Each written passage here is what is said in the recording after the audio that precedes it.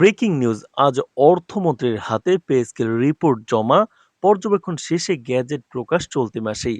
তো দর্শক, নবম পে স্কেলের আজকের সবচেয়ে গুরুত্বপূর্ণ নিউজটি শেষ পর্যন্ত দেখুন এবং শুরুতেই চ্যানেলটি সাবস্ক্রাইব করে রাখুন পরবর্তীতে নবম পে স্কেলের সকল আপডেট সবার আগে পেতে।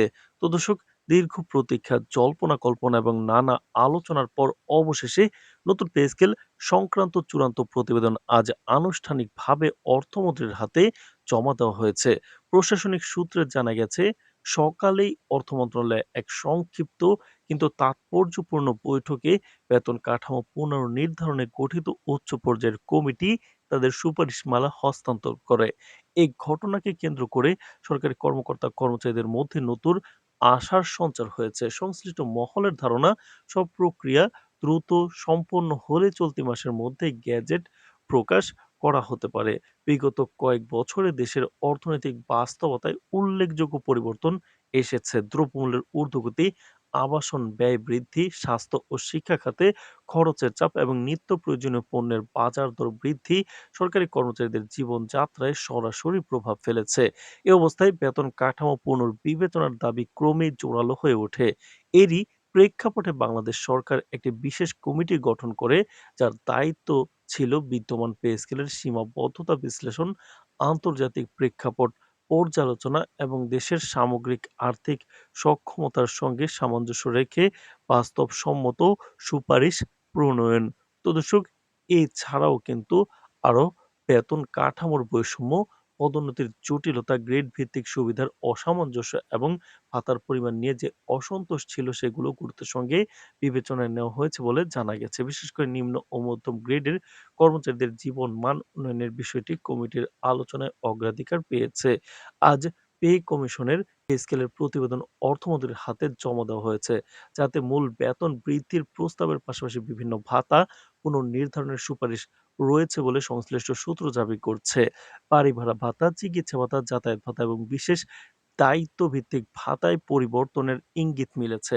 একই সঙ্গে গ্রেড পুনর্বিন্যাসের মাধ্যমে কিছু ক্ষেত্রে বেতন বৈষম্য কমানোর প্রস্তাবও অন্তর্ভুক্ত থাকতে পারে। দীর্ঘদিন ধরে যে অভিযোগ ছিল, একই দায়িত্বে ভিন্ন ভিন্ন স্কেলে বেতন নির্ধারণ, তা দূর করার জন্য কাঠামোগত সংস্কারের দিকেও নজর দেওয়া হয়েছে।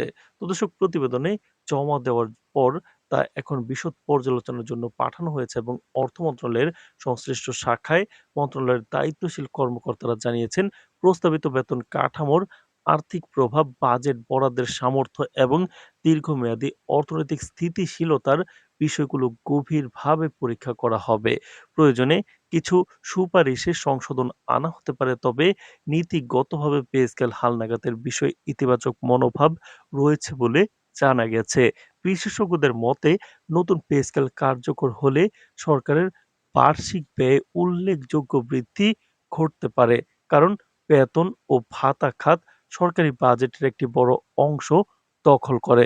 ফলে রাজস্ব আদায় বাড়ানো, ব্যয় সংকোচন বা বাজেট পুনর্বিন্যাসের মতো পদক্ষেপ নেওয়ার প্রয়োজন হতে পারে। তবে একই সঙ্গে তারা মনে করছেন, সরকারি কর্মচারীদের আর্থিক স্বস্তি বাড়লে কর্মক্ষমতা ও সেবার মান উন্নত হওয়ার সম্ভাবনা রয়েছে।